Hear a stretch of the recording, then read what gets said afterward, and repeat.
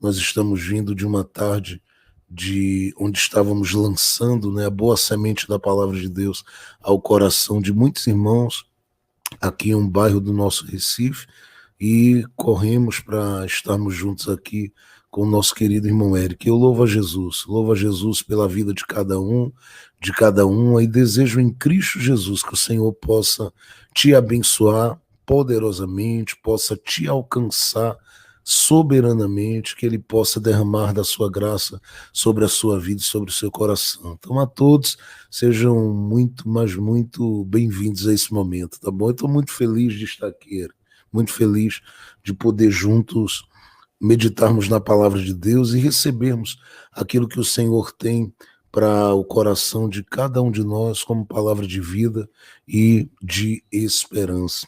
E eu quero ler a palavra de Deus junto com você, tomando por base um texto bem conhecido, Evangelho de Jesus, conforme escreveu João, e nós vamos estar lendo o capítulo de número 17. João, capítulo 17, que é o capítulo conhecido por muitos de nós como o capítulo da oração sacerdotal de Jesus, e é um momento de entrega, um momento de rendição, um momento de total entrega do coração de Jesus diante do Pai, intercedendo por aqueles que são os seus discípulos.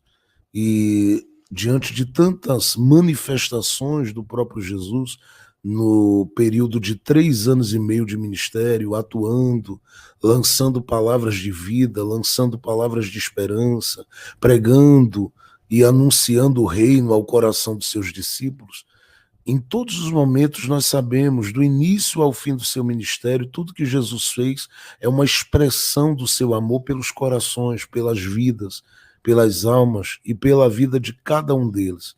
Mas eu penso que quando a gente faz esse passeio entre os evangelhos e chega ao capítulo de número 17, nós percebemos que de todos os momentos, e a Bíblia fala em muitos momentos da atuação de Jesus como alguém que se reservou para tirar um tempo em oração, nós percebemos, pelo menos nesse momento aqui, um momento dos mais especiais.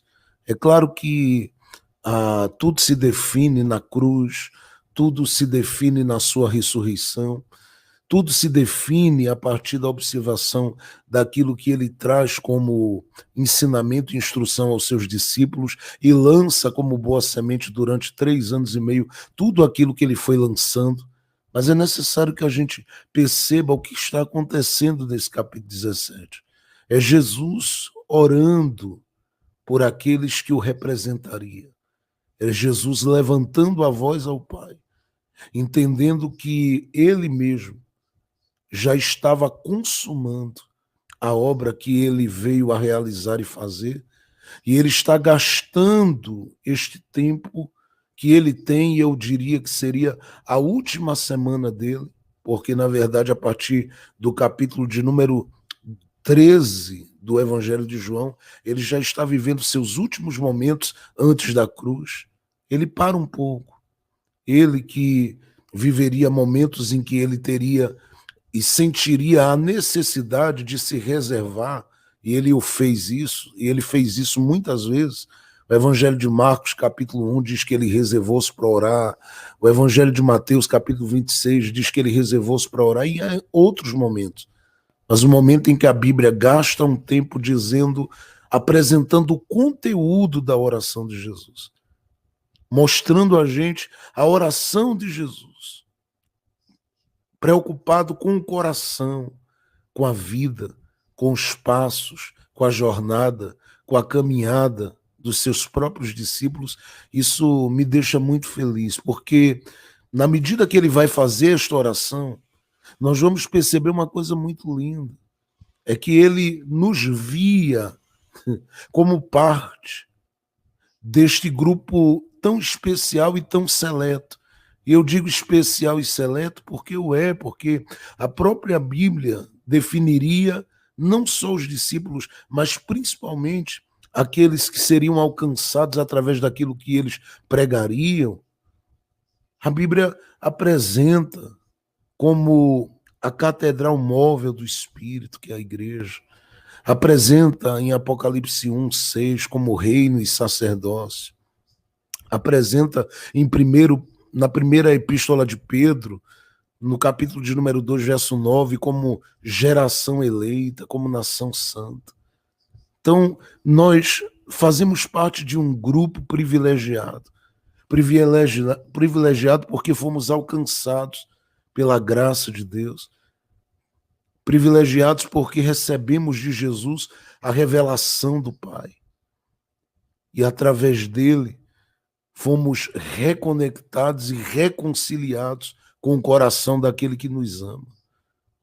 É um privilégio entendermos o que Jesus está fazendo nesse momento aqui. Eu quero ler João capítulo de número 17, e como nosso amigo irmão Érico disse, tem um tempo bem à vontade aqui, então eu vou um pouco mais devagar, mas eu quero muito que essa palavra ela traga pelo menos nesse momento todo que o mundo está vivendo ao seu coração a certeza de que o intercessor ainda está posicionado diante do Pai, cobrindo sua casa, cobrindo a sua vida, cobrindo a sua história,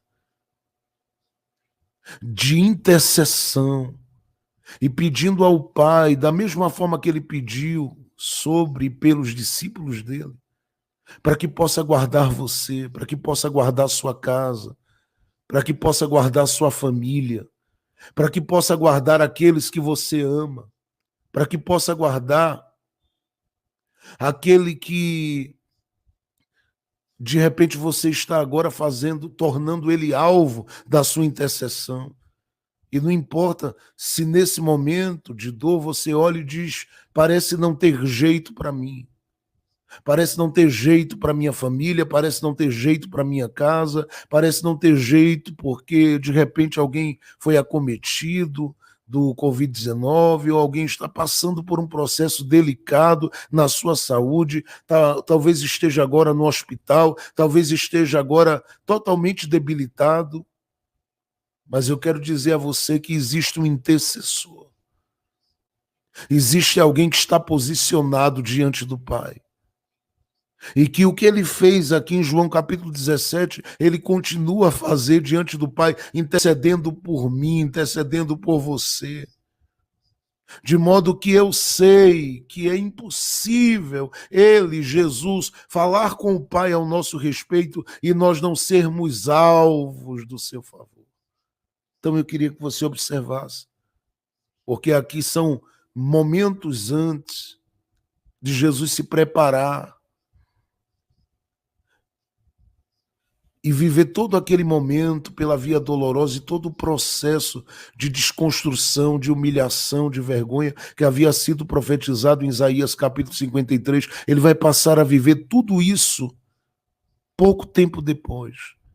Mas ele, antes que tudo aconteça, ele fica com esse desejo que os discípulos entendam.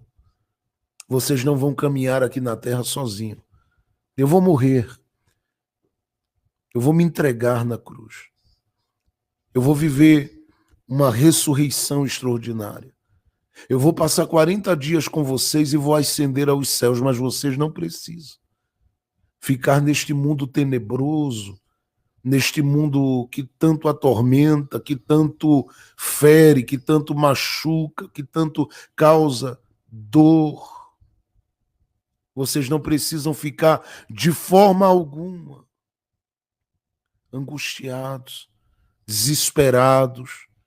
Vocês não precisam ficar de forma alguma com o coração perturbado, porque tudo que está acontecendo aqui eu sei, e tudo que vai acontecer eu também sei. Mas eu vou para o Pai, eu vou ficar lá, eu vou interceder, eu vou clamar. É tão interessante, eu vou dizer isso antes de ler, que o escritor aos Hebreus, ele faz questão de descrever aquilo que Jesus está fazendo no céu. Porque havia uma preocupação. E ele chega a apresentar Jesus no capítulo 8 de Hebreus como ministro do santuário. Ele está lá intercedendo. Ele está lá posicionado. E ele não pode sair de lá. Eu vou dizer de novo, ele não pode sair de lá. Porque na hora que ele sair de lá, a gente sai daqui. Então ele está posicionado, aguardando tudo que já está programado e projetado e estabelecido para acontecer. Mas ele está posicionado, fazendo algumas coisas como ministro do santuário. E uma delas é interceder por nós. E eu quero muito hoje que essa palavra ache guarida na sua alma, ache lugar no seu coração, ache lugar na sua vida e ela possa trazer o conforto que eu sei que muitos de nós estamos carecendo e precisando.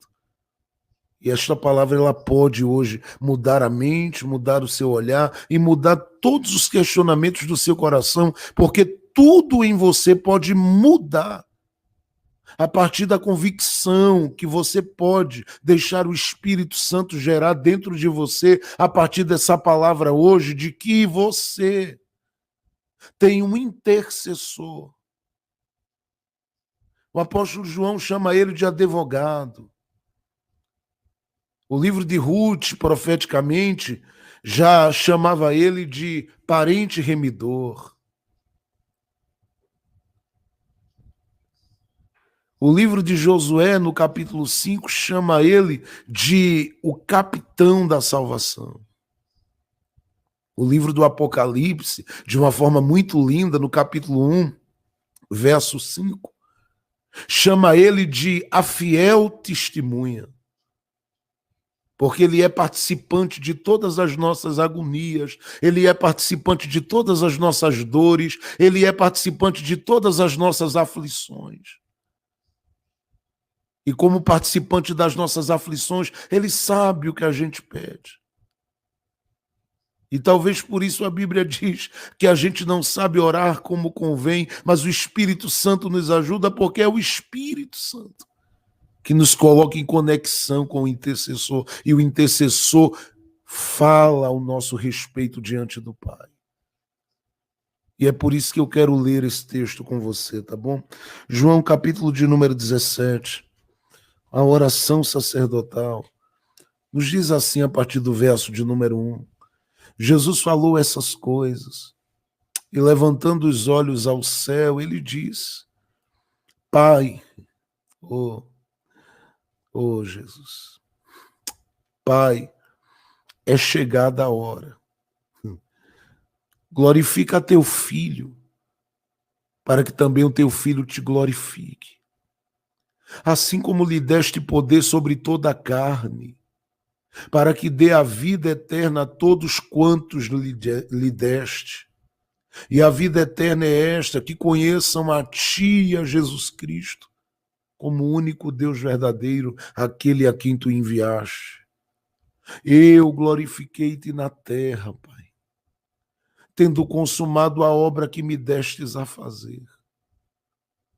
E agora eu te peço, glorifica-me junto de ti mesmo, com aquela glória que tinha contigo antes que o mundo existisse. Manifestei o teu nome aos homens que do mundo me deste. Eles eram teus e tu me deste, e eles guardaram a tua palavra. Agora já têm conhecido que tudo quanto me deste provém de ti. Porque lhes dei as palavras que me deste, e eles as receberam, e têm verdadeiramente conhecido que saí de ti, e creram que me enviaste. Eu rogo por eles, não rogo pelo mundo, não que o mundo não seja alvo, porque eu vou me entregar por eles, mas eu rogo por eles porque eles serão mensageiros no mundo. Eu rogo por eles, não rogo pelo mundo, mas por aqueles que me deste, porque são teus. E todas as minhas coisas são tuas, e todas as tuas coisas são minhas, e nisso sou glorificado. E olha o que ele continua dizendo. E eu já não estou mais no mundo, mas eles estão no mundo, e eu vou para ti. Pai Santo, guarda em teu nome Isso aqui me faz chorar, gente. Olha o que ele diz: Pai Santo, guarda em teu nome aqueles que me deste, para que sejam um, assim como nós. Estando eu com eles no mundo, guardava-os em teu nome. Tenho guardado aqueles que tu me deste, e nenhum deles se perdeu, senão o filho da perdição, para que a escritura se cumprisse. Mas agora eu vou para ti, e digo isto no mundo, para que tenham a minha alegria completa em si mesmos. Deles a tua palavra, e o mundo os odiou, porque não são do mundo, assim como eu não sou do mundo. Eu vou te fazer um pedido, só que o pedido vai contrariar muito, só que o pedido vai contrariar muito daquilo que eles ou qualquer outro quer. Eu não peço que os tires do mundo, mas que os livres do mal. Não são do mundo, como eu do mundo não sou. Por isso eu te peço uma coisa: santifica-os na verdade. A tua palavra é a verdade. Assim como tu me enviaste ao mundo, eu também os enviei ao mundo. E por eles me santifico a mim mesmo, para que também eles sejam santificados na verdade. Eu vou parar essa leitura aqui porque é mais extensa, mas aqui você já percebe o tom aplicado por Jesus, o coração daquele que você adora, que está diante do Pai, entendendo que o tempo até a cruz é pouco, mas ele entende que ainda dá tempo de fazer algumas coisas e uma delas é interceder. Interceder para que fique impresso no coração dos discípulos pelo menos algumas convicções. E a primeira delas está ligada ao fato de que a hora dele era chegada. Coisa que ele custou muito tempo, pelo menos 3 anos e meio, a declarar. Porque quando a gente observa, desde aquele momento, lá naquele casamento, em João capítulo de número 2, Maria se aproximando dele para falar e dizendo que o casal não tinha mais vinho, Jesus fez uma declaração dizendo: mulher, ainda não é chegada a minha hora. E a gente vai perceber que todo o movimento de Jesus durante esses 3 anos e meio é um movimento extremamente conectado a essa ideia de tempo estabelecido pelo Pai.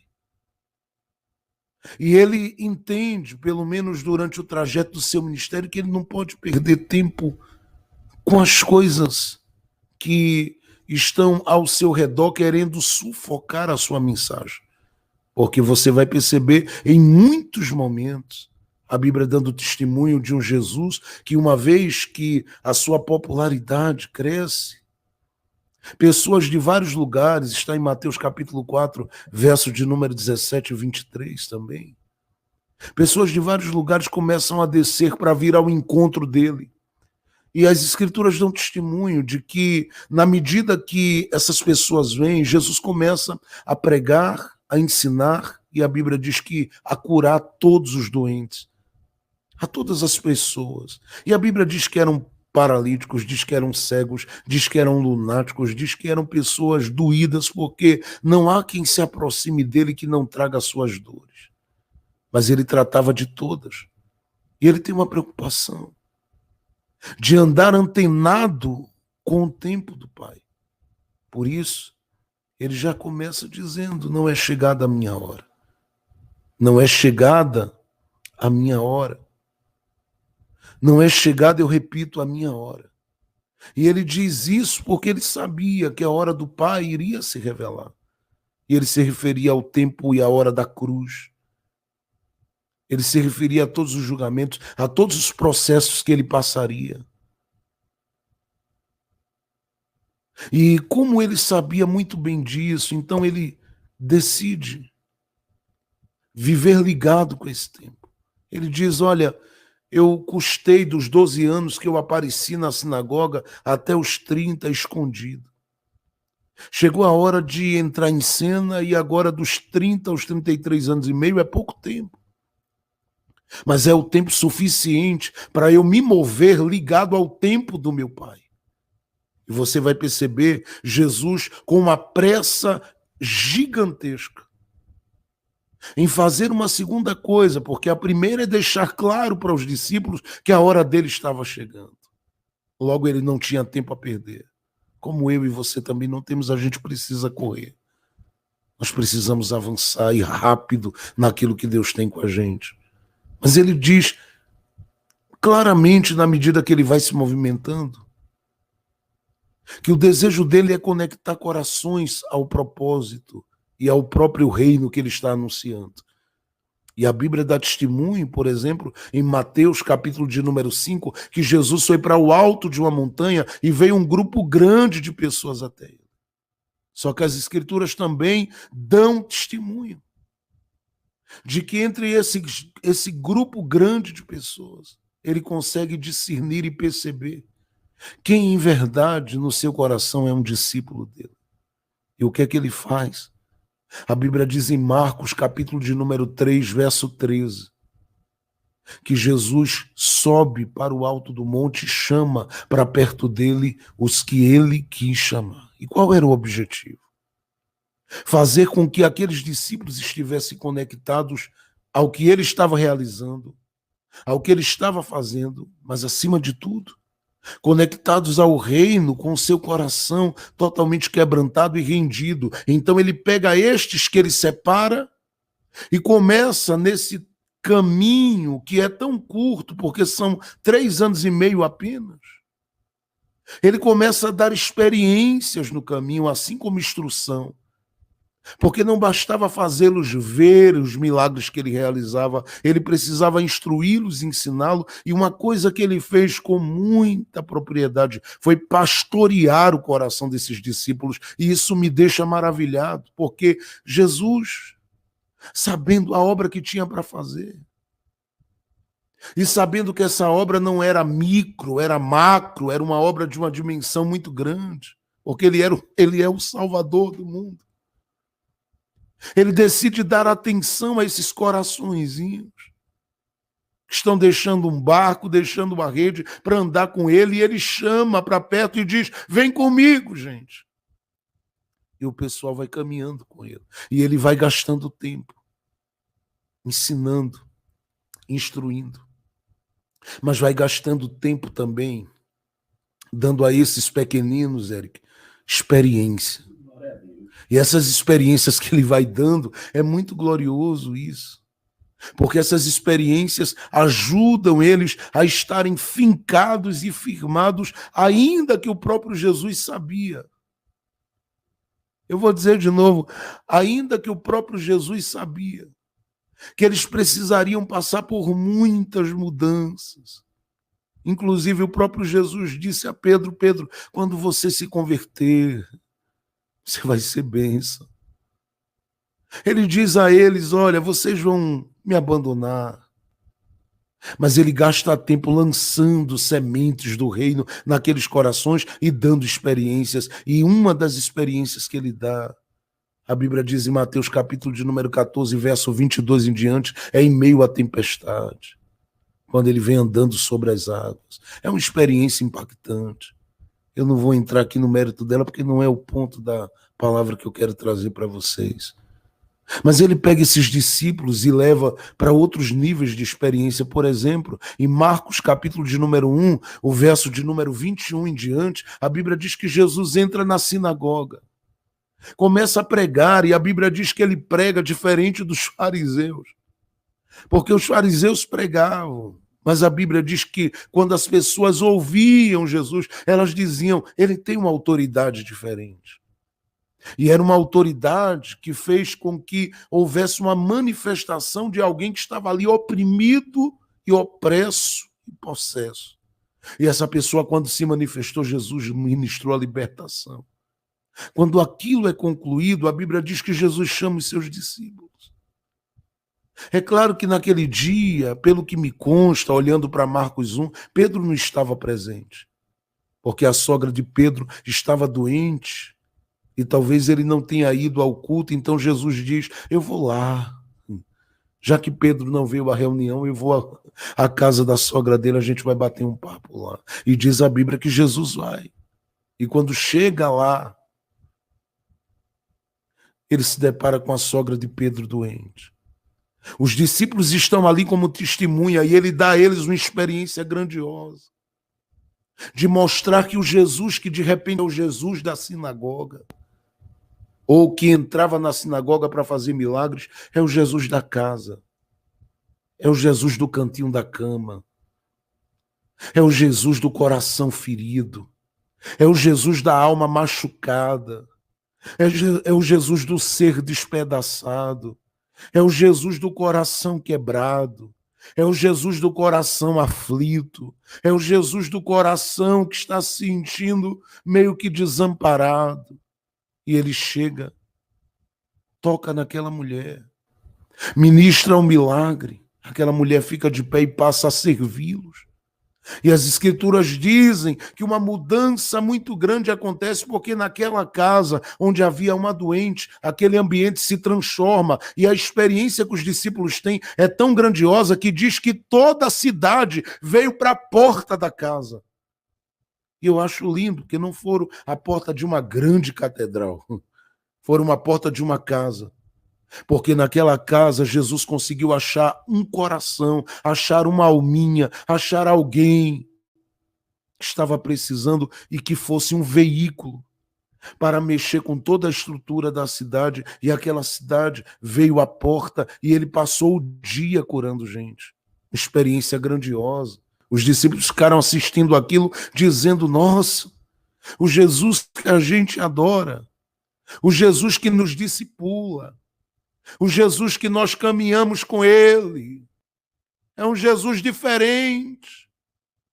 É um Jesus que está transitando conosco, mas que faz dentro das sinagogas, onde os oprimidos também se manifestam, grandes obras, mas tem prazer em manifestar a sua bondade, o seu amor, sua graça, sua compaixão, seu favor, seu óleo na casa, dando a estes que estão ao redor dessa casa a oportunidade de vê-lo não se cansar de fazer o bem e de manifestar o amor para com aqueles que tanto precisam, que tanto carecem e que tanto estão necessitados. É uma experiência que ele vai dando aos discípulos e a Bíblia diz que ele sai dali. Marcos, no capítulo de número 1, verso 35, a Bíblia dá testemunho que ele vai para um deserto. Lá no deserto ele se isola e começa a orar. Todo mundo que estava na casa se levanta, começa a procurá-lo e dizê-lo: cadê Jesus? E a Bíblia diz que vão ao deserto e o acham lá. Jesus não volta para aquela casa.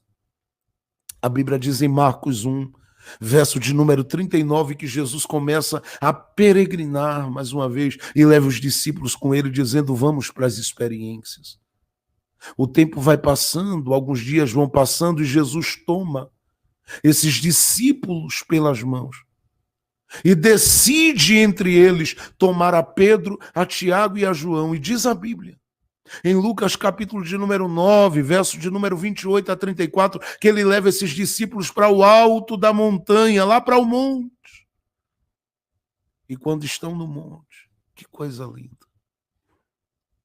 Algo muito relevante e significativo acontece.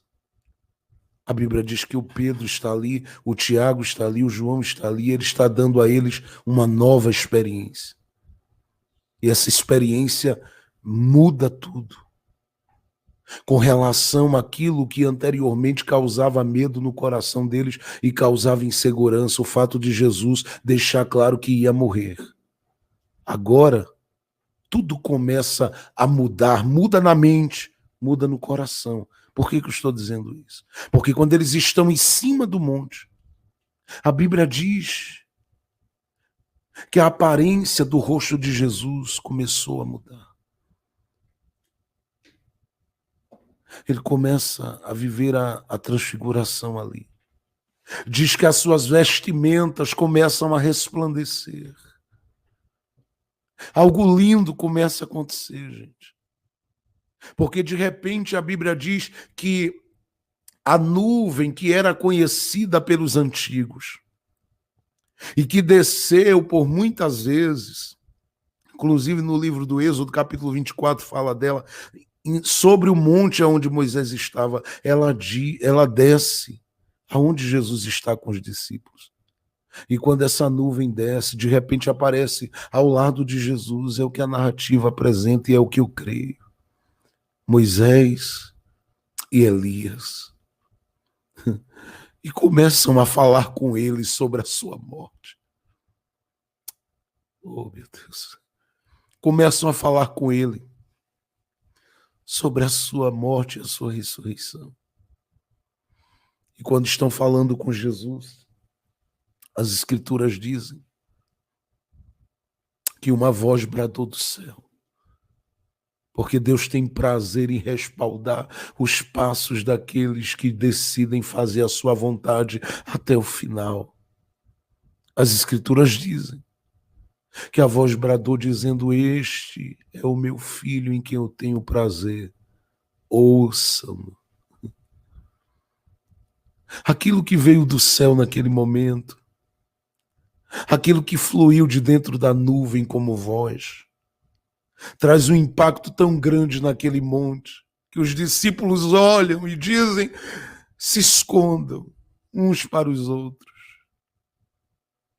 Eles que estavam um pouco sonolentos, começam a se desmanchar e se desmantelar diante da glória que está sendo revelada no Cristo que a igreja adora. Eles começam a estremecer diante do impacto daquilo tudo. O próprio Pedro decide gritar: façamos aqui 3 tendas, uma para o Senhor, outra para Moisés, outra para Elias. E Jesus deixa o ensinamento a eles, porque ele está dando experiência aos discípulos, e Jesus está deixando claro: eu não quero a tenda de ninguém.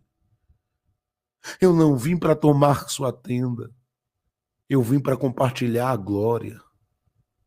E eles começam a perceber isso, porque de repente eles estão atemorizados, eles estão aterrorizados, eles estão tomados de temor e de tremor, e diante dessa situação toda, com as mãos sobre a cabeça, eles percebem Jesus chegar. E as palavras de Jesus são as palavras que eu libero nesse momento sobre a sua vida. Porque Jesus diz assim: não temas, não tenham medo. Eles levantam os olhos e, de repente, Moisés e Elias sumem. Porque diante da glória de Jesus, qualquer projeção humana desaparece. Jesus é o centro, permanece o centro e tem que ser o centro. Então ele coloca a face mais próxima de quem está prostrado. E aquela face de compaixão, de misericórdia, de quem entende que quem está diante dele é tão limitado. Ele diz para eles: levantem a cabeça, fiquem descansados, tranquilos, em paz. Só façam uma coisa que eu vou pedir: guardem a experiência, não compartilhem. Porque a experiência não tem a ver com tendas. Se fosse com tendas, muita gente poderia desfrutar disso. Mas ela tem a ver com uma glória que foi revelada. E como tem a ver com uma glória que foi revelada, esta glória está profundamente conectada ao coração de cada um de nós. Agora olhe para mim. Quando Jesus desce dali, ele vai passando por alguns caminhos, vive, a gente sabe, conforme Marcos capítulo 9, verso 14 em diante, algumas situações, percebe outros discípulos ali em outras situações, inclusive de um pai que trouxe o seu filho ali na presença dos discípulos e os discípulos não conseguiram expulsar. Mas é uma coisa tão especial, uma coisa tão linda.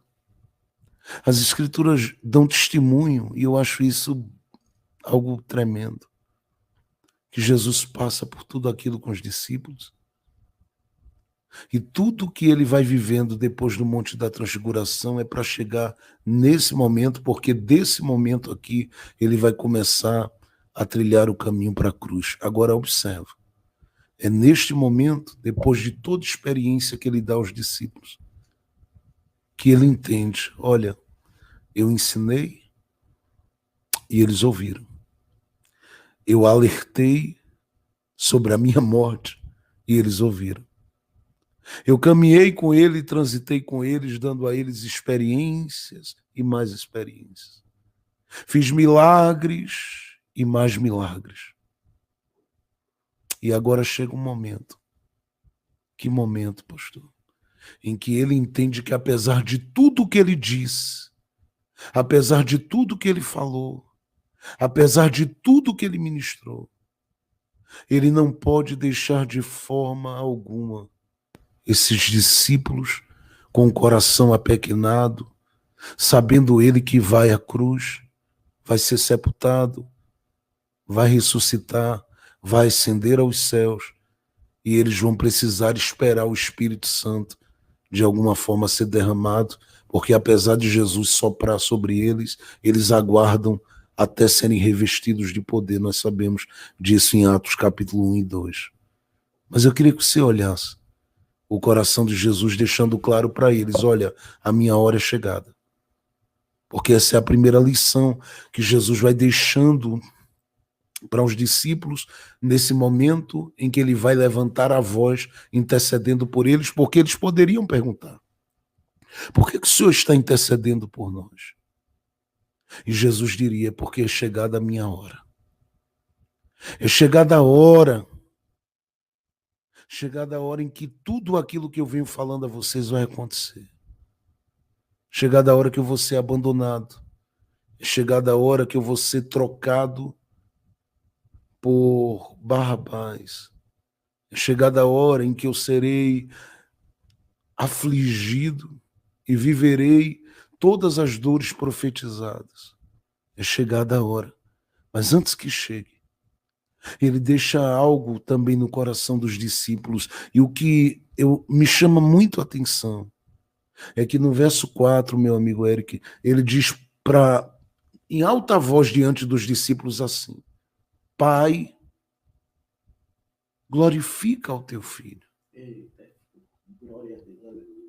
Porque eu tenho, olha que interessante, ele ainda não estava na cruz, mas ele diz assim: eu tenho consumado a obra que me destes a fazer. E aí você diria, onde o Senhor consumou se o Senhor não foi à cruz ainda? Ele diria, no meu coração. Porque uma vez que eu decidi fazer a vontade do meu Pai, eu me posicionei, deixando claro que não há em mim possibilidade nenhuma de começar alguma coisa e não terminar.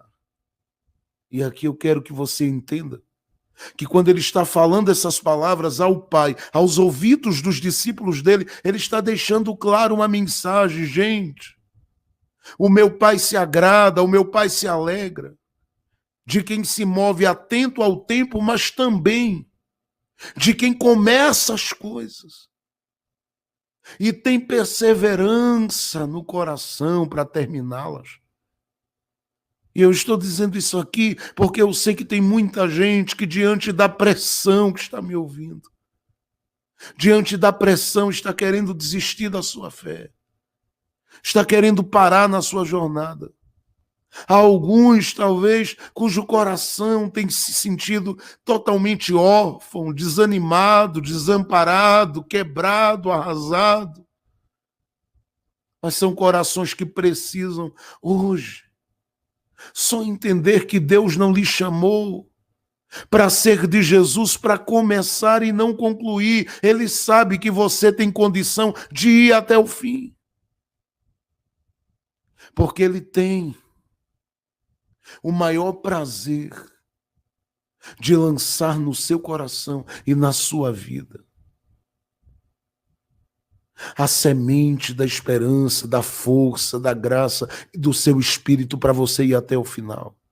Então o próprio Jesus diz: eu consumei a obra, e ele está dizendo: se eu vou concluir, se eu estou concluindo, se eu estou terminando, vocês que me servem, comecem, andem, prossigam e vão até o final. Eu não quero que vocês de forma alguma se percam ou venham se perder em meio às tribulações, em meio às pressões, em meio às dificuldades. Eu quero o coração, a alma, a vida de vocês tão conectados comigo ao ponto de vocês, quando terminarem os vossos dias, fazerem a declaração da alma de vocês, que alegre o meu coração dizendo: eu concluí o que eu comecei. Isso é uma segunda lição importante que flui deste momento, mas aqui entra um outro ponto. E este ponto eu considero o principal de todos. E o que é, pastor? É que ele, como intercessor, ele que é o nosso intercessor, ele começa a apresentar a vida dos discípulos ao Pai. E ele deixa de ser, por um momento, alvo de tudo aquilo que ele disse ao Pai, que ele desejava, para fazer dos discípulos alvo de tudo aquilo que ele receberia do Pai. E eu gosto disso aqui, porque eu não sei se você consegue perceber a generosidade do coração de Jesus, a singeleza, a pureza, a graça que flui. Porque todas as palavras dele aqui colocam os discípulos como alvo de um carinho e de um cuidado. E aí talvez você diga assim: mas pastor Jefferson Santos, por que Jesus, ele manifesta essa oração com esse carinho todo? Só porque os discípulos são dele? Porque ele mesmo diz: eles são meus, Pai. Foi o Senhor que me deu. Mas não é só por isso. Jesus faz uma leitura do que está acontecendo e do que vai acontecer ao redor dos discípulos. E aqui eu quero falar ao seu coração. Porque o que Jesus deixa claro que haveria, estava ocorrendo e iria se manifestar diante de toda a jornada dos discípulos, era aquilo que ele chama de mal. De mal, ele diz: mal por todas as direções, mal por todos os lados. Mal por todas as direções. Não que não houvesse amor, cumplicidade, carinho, encontro, abraço, aconchego na família, entre os amigos, com as pessoas que se lida dia após dia. Não, gente. É que ele sabia que o mundo traria grandes aflições ao coração daqueles que estavam com ele. E pelos versos de número 13, verso 14, ele diz: Pai, enquanto eu estou aqui, eu os protejo. Enquanto eu estou aqui, eu guardo a vida deles. Enquanto eu estou aqui, eu estou cobrindo a vida deles. Eu estou livrando do mal. Olha, Satanás quis ir andar com Pedro, eu intercedi, o Senhor lembra, eu não deixei. Porque enquanto eu estou aqui, eu guardo eles do mal, mas eu vou subir. Eu estou preocupado com o coraçãozinho do Pedro, oh Jesus. Eu estou preocupado com o João. Eu estou pensativo acerca até do Tomé. Eu estou preocupado com a Joelma, eu estou preocupado com a Márcia. Eu estou preocupado com a Beth, eu estou preocupado com a Paty. Eu estou preocupado com meu filhinho Eric. Oh, Eu estou preocupado com a Mônica. Eu estou preocupado com esses coraçõezinhos que, em meio a todos os males que assolam o mundo, estão plantados neste tempo, neste lugar, para esta hora. E parece que tudo neles dói, porque a solidão é gritante, o vazio, o abandono, às vezes o desprezo, a incompreensão, tudo é muito gritante ao redor deles. Eu estou preocupado com os meus discípulos. Eu estou preocupado com eles, eu estou preocupado com elas, eu estou preocupado. Eu estou dizendo aqui porque ele está na condição de um homem, ele assumiu isso. E olha para todo mundo e diz: olha eles, eu estou preocupado, porque os males deste mundo vão vir de encontro. Eu já falei a eles de aflição. Eu estou preocupado. Como é que eles vão lidar com perdas? Como eles vão lidar com a indiferença das pessoas? Ou com o amor delas? Eu estou preocupado como eles vão proceder daí para frente. Pai, eu falo uma coisa ao Senhor, não estou pedindo para o Senhor tirá-los daqui. É claro que se eu tivesse junto do meu Jesus, eu teria dito a ele, eu digo: Jesus, me deixa falar uma coisa, pede ao Pai para me levar também, porque se o Senhor vai, eu não quero ficar aqui. Oh, Senhor, aqui é tanta dor, aqui tem tanta coisa que pesa, que machuca, que fere. São tantos desencontros, Pai, nesta vida. São tantas amarguras. E por mais que a tua graça nos alegre, é difícil lidar com a opressão, com as perseguições no mundo espiritual, porque nós lutamos não contra a carne, nem contra a sangue, mas contra principados e potestades que lutam todos os dias para nos parar. Oh, Pai, eu estou clamando por eles, porque eu estou pensando como é que eles vão lidar neste período de pandemia, com essa coisa toda de notícias e mais notícias ruins chegando a toda hora, a todo instante. Luto, gemido, grito, choro, almas quebradas, arrasadas, feridas. Eu estou preocupado como é que eles vão estar, e como eles vão se posicionar, e como eles vão proceder, e como eles vão prosseguir, e como é que eles vão continuar de pé. Então ele começa a interceder e ele diz: eu te peço que não os tires. Não tire eles não. Mas faz uma coisa, Pai. Faz uma coisa. Guarda-os. Oh, Jesus. Livra-os de todo mal. Eu dei a eles a glória que tu me deste. Eu partilhei com o coração deles e estou partilhando com eles. Muito da graça que o Senhor me deu, do favor que o Senhor me deu. E é aqui que eu quero que você entenda. Que você não está, e ouça bem isso com muito carinho na sua alma, desamparado neste mundo, não. Talvez você está me ouvindo e você talvez diga: oh meu Deus, eu nunca tive ninguém para me defender nessa vida. Talvez você não teve o pai do lado. Talvez você não teve a mamãe do lado para te defender. Talvez você não teve algum parente que brigasse por você e dissesse: ninguém toca nela.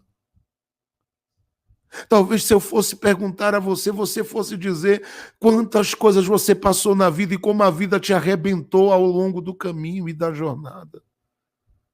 Decepções na adolescência, frustrações no meio das relações que teve, feridas, machucaduras, dores, agonias, tudo isso ficou gritando aí dentro. A alma quebrada, cansada, arrasada, porque esperava encontrar um abraço daqueles que você ama dentro de casa e não achou. Não foi acolhido, não foi acolhida, não foi apoiado, não foi apoiada. Está aí agora, talvez com seus 35, talvez com 40 anos, como eu. E se sentindo com a alma pequenada, dizendo por que a vida foi tão ruim comigo, por que tanta coisa me aconteceu, por que tanta coisa me achou nessa jornada que despedaçou tanto a minha vida. Eu programei, eu projetei, eu pensei, eu sonhei, eu amei, eu me doei, eu fiz tudo o que eu podia fazer, dei de mim o melhor e tudo o que aconteceu comigo foi a vida me arrebentando. Por que eu não tive ninguém para me defender? E é aí que eu quero dizer ao seu coração nesta noite: há um defensor. É que o defensor não precisa pegar a espada. Ele deixou a espada com a gente. O defensor não precisa de escudo, porque ele deixou para a gente a fé. O defensor não precisa de capacete, porque ele nos deu o capacete da nossa salvação. O defensor, ele nos defende intercedendo por nós. E eu não sei se você consegue ouvir, mas eu ouço ele gritando ao teu respeito, dizendo: Pai, guarda a minha filhinha, guarda o meu filhinho, guarda os meus amigos, guarda essa gente que ceia comigo.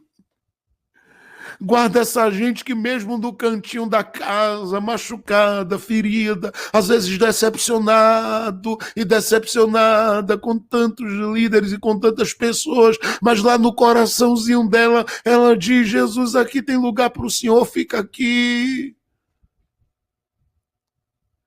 E aí ele vem e diz: Pai, guarda, e eu consigo ouvir o ecoar da sua voz, porque eu não me veria de pé, eu não me veria bem, eu não me veria como alguém que hoje estou aqui para orar junto com você. Se eu não estivesse inserido no contexto daquela oração, se eu não ouvisse a voz do amigo dizendo: Pai, guarda o Jefferson, guarda do mal, livra de todo mal, livra de todo mal. Por quê? Porque há o mal do mundo, há o mal da minha natureza carnal, há o mal do diabo contra mim.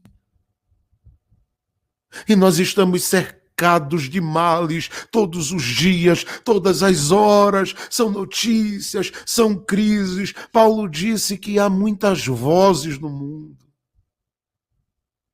E todas elas têm um significado, e a maior parte do significado dessas vozes ecoa ao nosso ouvido, dizendo para a gente: você não vai superar, você não vai vencer, você não vai aguentar, você não vai suportar. Mas em contrapartida, eu consigo ouvir a voz do nosso intercessor dizendo esta noite: guarda-os de todo mal, guarda-os de todo mal. Talvez há alguém que está dizendo: Pastor Jefferson, o diagnóstico que eu recebi desconstruiu toda a minha esperança, desconstruiu toda a minha fé. Oh, irmãos, perdão, eu não consigo falar dessas coisas de Jesus sem sentir as lágrimas caírem. Glória a Deus. Estou sentindo muito Jesus aqui, meu amigo. Sentindo Jesus aqui. Coraçãozinho aflito, quebrado, arrasado. Porque talvez o diagnóstico veio para desconstruir. Você talvez diga: desconstruiu muito da minha fé, pastor. Pastor, esse momento todo mexeu com o meu emprego, mexeu com as minhas finanças, mexeu com a minha vida espiritual, mexeu com a minha casa, mexeu com o meu relacionamento, mexeu com a minha família. Eu não sei, pastor. O que é que eu faço daqui para frente? É como se a mesa da vida virasse de encontro à minha vida. E tudo fugiu do controle. Quem sabe há alguém que está me ouvindo e talvez diz, pastor, os gritos que fluem da minha alma são os gritos dos abusos sofridos há anos atrás e está doendo muito em mim ainda, porque eu não consegui perdoar. São muitos os males que assolam a vida de cada um de nós. Mas eu consigo ouvir, gente, a voz de Jesus ecoando esta noite e dizendo, Pai, guarda-os, livra, guarda, Pai, livra. Quem sabe isto seja a resposta que você precisava. Porque de repente o Pai está te guardando da força desse câncer. Quem sabe esta hora o Pai está te guardando da força desse vírus. A voz de Jesus continua ecoando e intercedendo diante do Pai por nós. E quem sabe nesta hora Ele não está guardando você deste tumor que está na sua cabeça, dessas dores terríveis na coluna, deste sangue atingido, influenciado, marcado por essa diabetes. Quem pode impedi-lo de com sua voz clamar, interceder e dizer, Pai livra, Pai guarda, Pai livra, Pai guarda? Quem pode impedir dele dizer hoje é chegada a minha hora aí? Quem pode impedir dele dizer hoje a minha mão está alcançando o coração dela? Quem pode impedir dele hoje interceder e dizer guarda, Pai, livra, Pai? Eu estou conseguindo ouvi-lo. Pela minha fé, pelo Espírito Santo, ainda intercedendo por gente chorosa, por gente cansada, por gente quebrada, por gente arrasada, por gente fragilizada, por gente que está se sentindo totalmente desconstruída pelas circunstâncias da vida. Eu estou conseguindo ouvir Jesus. Eu estou conseguindo ouvi-lo dizer, livra minha filha, guarda de todo mal. Quem sabe se está alcançando seu filho nesta hora e ele está dizendo, livra. Quem sabe esse pedido de Jesus está atingindo seu pai, sua mãe, parentes seus. Quem sabe agora a voz dele está ecoando e o pedido dele está atingindo alguém que você diz, meu Deus, só o Senhor. Eu acredito que a voz de Jesus continua ecoando. E não foi só Deus que ouviu, o universo ouve a voz do Criador. Mas eu creio que o próprio Pai, ao ouvir, diz, eu vou guardar, eu vou livrar. Quem sabe ele já não está dizendo abre, e ele está dizendo eu vou abrir. Muda, e ele está dizendo eu vou mudar. Quem sabe o pedido dele hoje em teu favor é, eu quero que o Senhor mude a realidade dele e dela, e de repente ele está dizendo, eu mudarei toda a sua sorte. Porque ele pode mudar histórias, ele pode mudar corações, ele pode mudar vidas, ele pode mudar famílias, ele pode mudar tudo, e tudo depende unicamente de você dizer para ele, intercede por mim, Jesus. E ele vai dizer, guarda-o, livra-o. Há um livramento de Deus para a sua vida. Há uma graça de Deus socorrendo corações que estão marcados aí por dores, que só Deus para ter compaixão Há um abraço de Jesus para a alma e para a vida de gente que está aí dizendo: Jesus, Jesus, Jesus, eu preciso de ti. A reconciliação, a reconstrução, há um tempo novo acontecendo, fluindo e surgindo sobre vidas. E eu estou declarando hoje, na força do meu Senhor, Deus irá surpreender você. Eu declaro isso pela minha fé, apenas uma declaração de fé.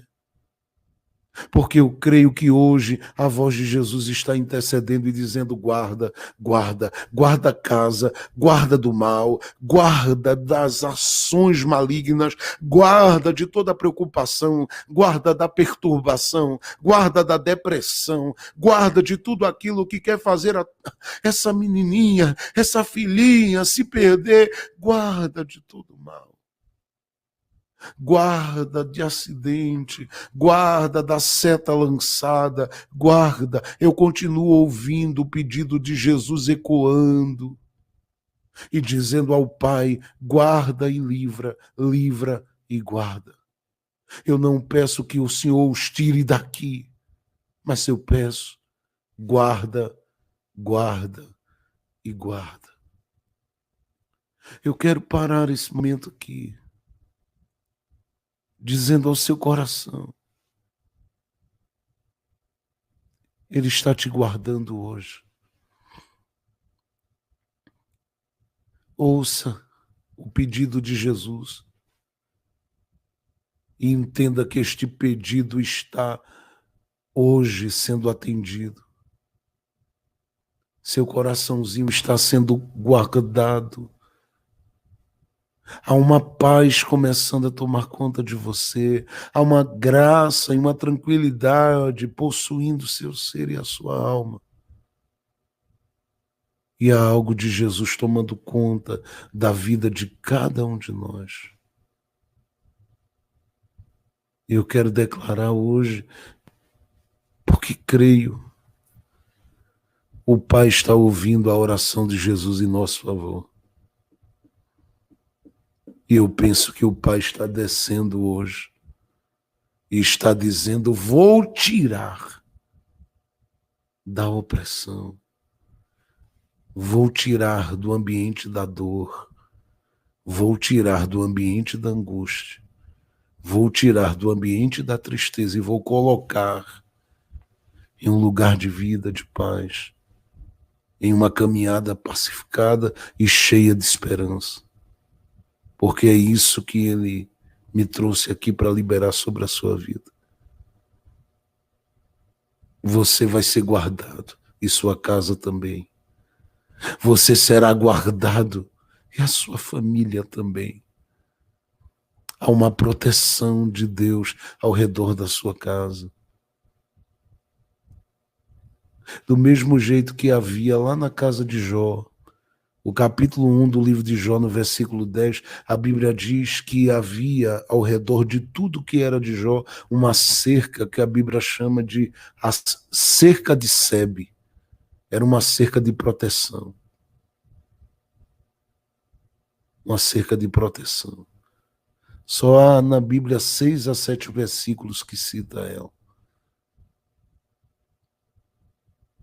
E a minha oração hoje, o meu desejo é que esta cerca esteja ao redor da tua casa, guardando teus filhos, guardando a sua família, guardando a sua casa. Eu estou ouvindo hoje ainda, como os discípulos ouviram, o ecoar do pedido de Jesus: guarda-os de todo mal.